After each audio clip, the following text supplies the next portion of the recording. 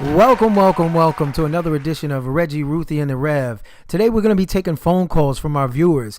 But before we get going, let's say hi to our panel. Ruthie, how you doing? I'm doing fine. So good to hear. Rev, how you doing? You look like you're kind of sick today. What's going on? Not a good day. I'm going through some litigation. Just got back from the courthouse and things are getting kind of deep. Oh, so they finally caught up with you. It's not funny. Ruthie, don't start. Please, the brothers, you could tell Rev is struggling right now. Yeah, Rev, what's going on? I don't mean to laugh. One day you but what's y'all going on? gonna have your day and I'm gonna laugh back at you. But anyway, to explain everything in a nutshell, we had our annual church volleyball camp.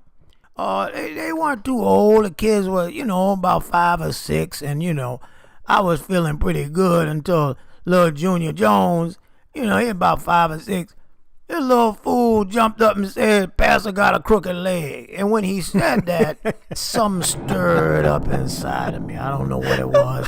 I ain't gonna say it was Satan, but something stirred up. I got mad, and I got caught in my feelings for a second there. I jumped up and spiked that ball, and I hit it a little harder than what I should have. And Johnny Jones was standing there with them big glasses on, and he laughing, pointing at my leg to the other kids. And I spiked it pretty hard. He didn't get out of the way. I guess the sun was in his eye. No, you didn't. Yeah, sun was in his eye. And then the ball smashed off his face, busted up his glasses. Piece of glass went all up in the boy's eye. Oh, He's Lord, screaming bloody Rev. murder. Back in the day, we used to get hit by cement bricks, and it didn't mean nothing I to have us. to agree with the Reverend, because I remember playing with Barbie dolls in one hand and a nail gun in the other hand. And nail one time, one of my little sisters, she shot me in the shoulder with a nail gun.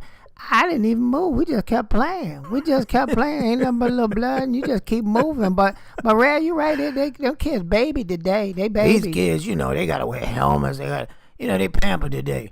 So anyway, it busted up his eye pretty bad.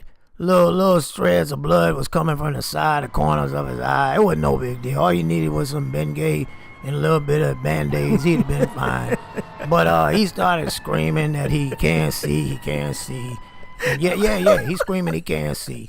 And so at that point, I was backing up to get out of there because I knew somebody was going to take the little fella aside, even though he started by pointing at my crooked leg. I do have a crooked leg, Yeah, I do have.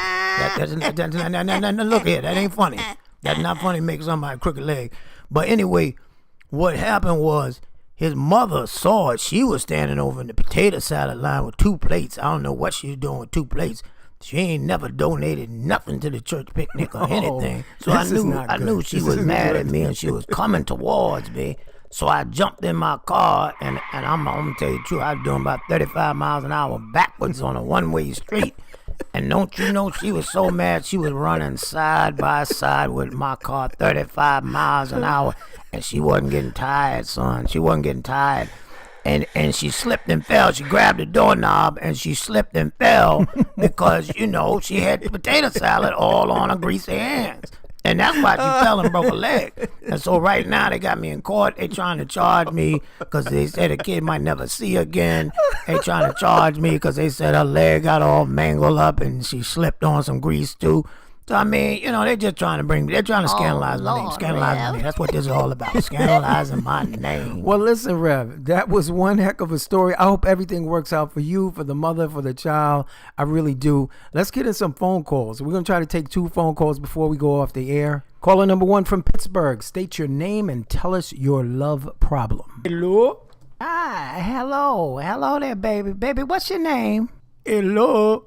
Sweetheart, hello is not your name. Now tell me your name. Now what's your name? And then we get to your problem. Tell me your name. Deet. Baby, we must have a bad connection. What? Say your name again. Deet. Now Reginald, this caller trying my nerves. I'm about to tell him about himself. Ruthie, let me handle this. I went to school for this type of stuff. Let me handle this. Caller, listen, look at here. We want to know your name. What is your name? Right now, you just saying dit. We need to know your name. What is your name, young man? Dit. See, now, I know why this man got problems. You can't be at a club and a girl come up and introduce herself as Mary, and you gonna say your name is Deet. Right then and there, you gonna get a drink thrown in your face. That's the Cause truth. she That's don't the know truth. what that is, what you mean. You can't do that. Son, if you're listening to me, and listen, Miss Ruthie got a lot of years on her side. Go change his name to something respectable. Change it to Sammy Davis Jr. Something like Sammy? that. Girls will like it. You go up to the same club, same girl, and that girl Mary gonna say, hey, my name is Mary. What's your name? And you say, Sammy Davis Jr. She gonna, ooh, Sammy That's Davis right, Jr. that's so She right. gonna love you, but you ain't gonna get nowhere with that name Deet. Dang, Ruthie.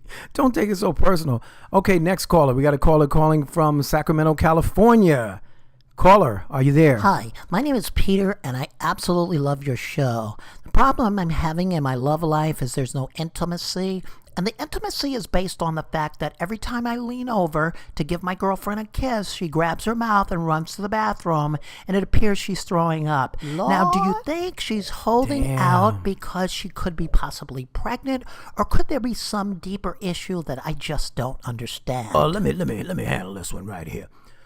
Peter, don't get offended off this, but because I know these things. I've been through these things in my life as a man. But does your girlfriend affectionately have pet names for you like Stinky, or Funky, or even Doodoo Boy? If she has those names, then that means you have an odor problem. And it also could mean that your breath is smelling like the angel of death.